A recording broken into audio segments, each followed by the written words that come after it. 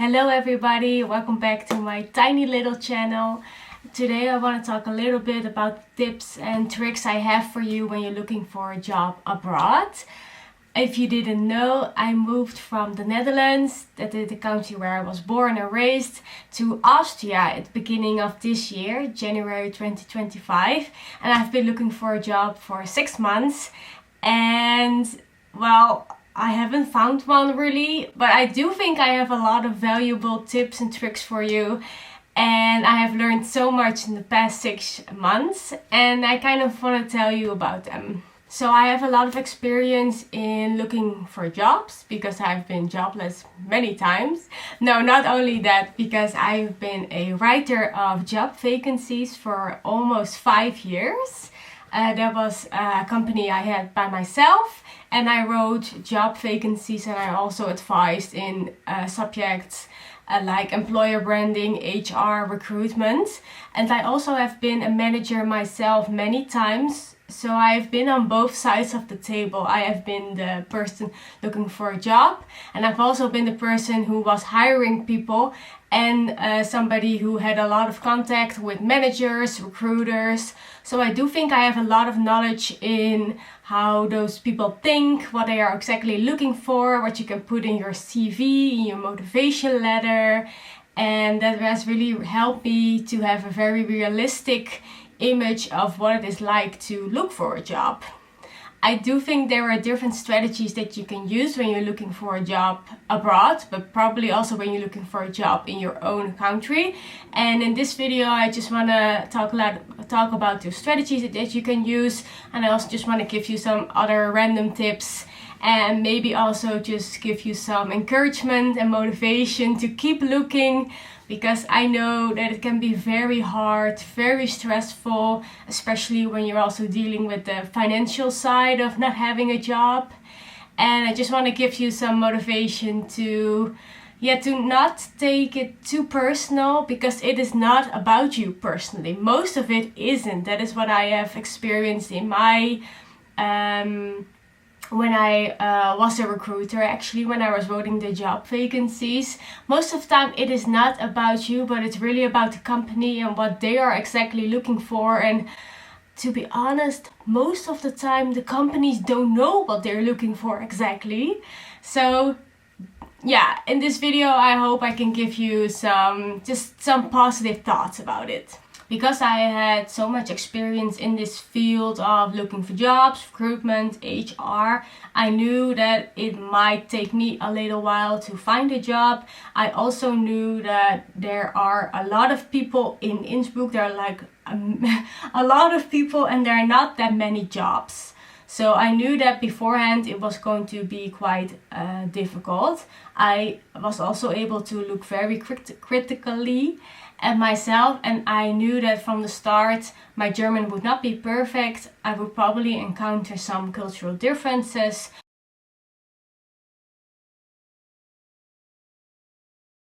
The first strategy that you can use is, of course, looking for a job online in your own branch, in your own field that you have experience in.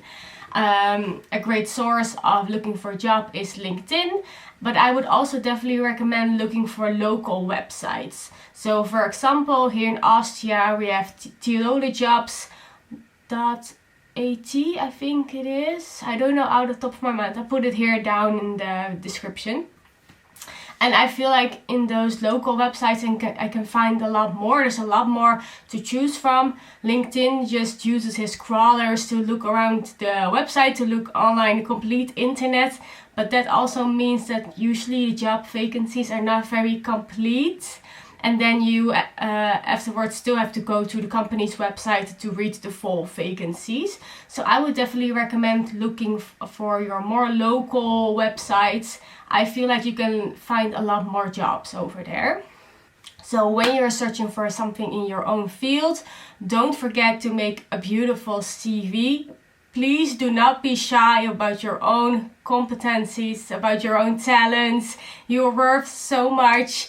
It's very normal to exaggerate a little bit. That is not a fault or something. That is not like bragging about yourself. You should be bragging about yourself in your CV, in your motivation letter. If you don't speak highly about yourself, how can the other person know that all of the things you are good at? So I think it's really important to really be proud, to make a beautiful CV, make a beautiful motivation letter, and really hone in on the specific things that you need for the specific job.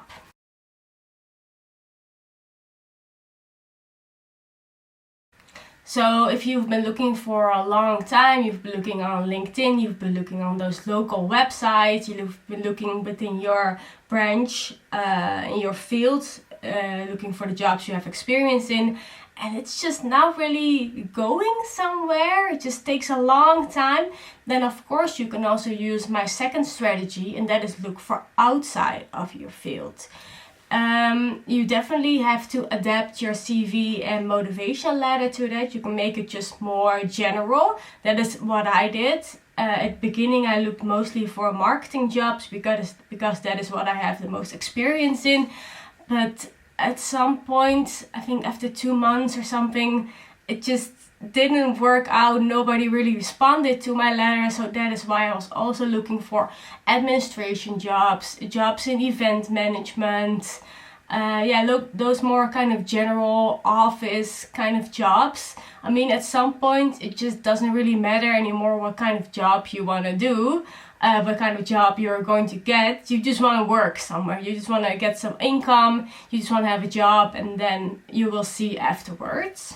So that is what I did. I made a different CV, made a different motivation letter, and just started selecting more general jobs that I was still interested in, that there was still something about it that I would enjoy, but it wasn't specifically targeted to marketing, to copywriting, like the things I have specific background in.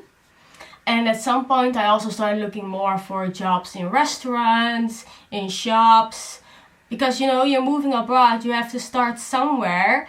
And I do think that is a very good strategy as well. You shouldn't look down on any jobs. I mean, of course, it can be different to who you are, and you're in your own unique situation. It also depends on which country you're in. But if you're moving abroad and you just want to have a job, it doesn't really matter where you're going to work, right? You can just work in a restaurant for at least 6 months or something. Then you really know the language, and then you can also move on to another kind of job. I think it's really important when you are moving abroad and you want to work in your new country that you don't lock yourself down too much. You should not have the mindset when you're looking for a job like, I only can work in this, because at the end you just need money, right? You just need money. That is we should not be ashamed of that. That is the reason most of us work in the first place, because we need money to pay our house, to pay our rents, to pay food for our kids. I would actually say that it's best to be open-minded from the start on, that you are available for many, many, many different jobs. And of course, like I said before, it's totally, I still have German words, Dutch words, English words, and some French words in my head, and it's all going, so difficult learning a new language. No, I love it. I completely love it. But sometimes it just gets all jumbled up in my head, and I don't feel like the languages are separated anymore. They just go all together like this. And that's why it's sometimes hard for me to speak, because I kind of forget which language is which, and then I'm looking for a word, and then I'm looking for an English word in my head, and then I first find the German one, then I find the French one, then I find the Dutch one, and then I completely forget the English one. Dependent. That is what I was going to say. Of course, all of this advice is completely dependent on your personal situation, but I think I think in general it is very smart to be open-minded as much as you can when you're moving abroad and you're looking for a job, because in the end you just need money, and if you are too closed off you might just miss a great opportunity. Of course, it also depends on whether you are very good at the new language already, or you don't have to learn a new language, or you're still in the beginning. Because in my case here in Austria, most companies will speak German, and if you don't speak German fluently, you are the one that has a problem. You will not be, at least I can't imagine a company hiring you when you don't speak perfect German from the start on. I have not experienced that yet. It's probably different for everybody else in your own country, but I think that has been a big problem for me from the start. My German is definitely improving day by day, but still it has been quite a big problem, because I would go to a bewerbungsgesprek. I know that in the Netherlands that's quite different. I think it's more common that people hire people that don't speak Dutch fluently, and that is because in the Netherlands we just have a very international culture, and that is a huge difference between my experience so far in Innsbruck and in the Netherlands. In the Netherlands we are just very used to expats, we are very used to people not speaking Dutch, that are not Dutch, and we are usually also very interested in other cultures. And I don't want to speak too bland about the people here in Innsbruck, because of course I have only been here for 6 months, but I do feel like in the job field, when I was looking for a job, and I still am looking for a job, I do feel like there's less interest in me being Dutch, and it's more about me adjusting to their environment and their language and their culture, and I think that is completely okay, and I completely accept that. But that has been a problem for me at the start, because my German wasn't perfect and I wasn't accustomed to all of the culture changes here, and I do think that made me stand out negatively. Yeah, maybe that's the same in the country you are moving to. So I would just like to point that out, and maybe that is something you can research a little bit before you're looking for a job. Maybe that is something you need to know about.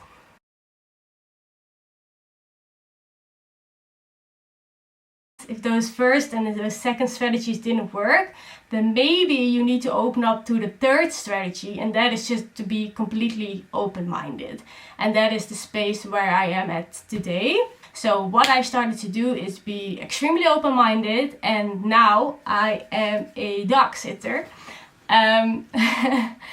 I was just really fed up with not having a job, not getting any money. I was seeing my savings, my savings were shrinking every month, and at some point it made me feel really, really depressed, and I was just crying every day. And then I just felt like, okay, I need to do something, because somehow the universe is not allowing me to find a job. I really, really enjoy it. I have always loved animals. It's actually quite funny, because I have been thinking about becoming a professional dog sitter for a couple of years now, but I was just always kind of scared to do it. I didn't know how to do it.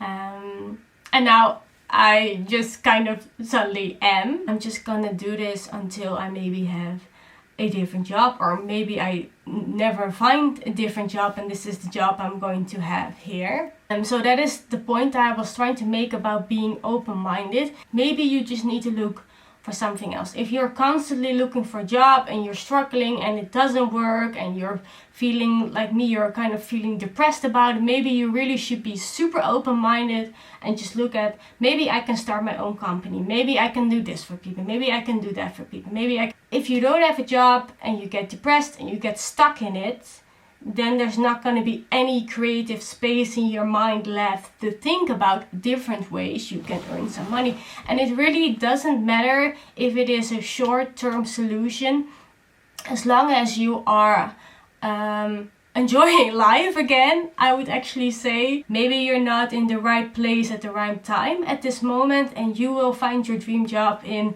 3 months or 6 months or 9 months. Maybe it's just not the right time, and at least you have something to do in the meanwhile. I hope this video helped you a little bit. I wish you all of the luck finding your job abroad, or also maybe finding your job in your own home country. And also it would be super interesting if you are from a different country Maybe you could write something about, make a comment about how this job thing is working in your country. Maybe you could even give a tip to somebody, like for example, if you're from Turkey, and maybe you can give a tip on how you can find a job in Turkey. Maybe we can that way kind of inspire and learn from each other. If you have a tip for me on how to find a nice job in Innsbruck, please let me know. Because like I said, I'm still looking, but that's okay. Because life is all about learning and waiting, I guess. Thank you so much for watching. Please like and subscribe if you enjoyed this video. This really helps out my channel. And hopefully I will see you next time. Bye!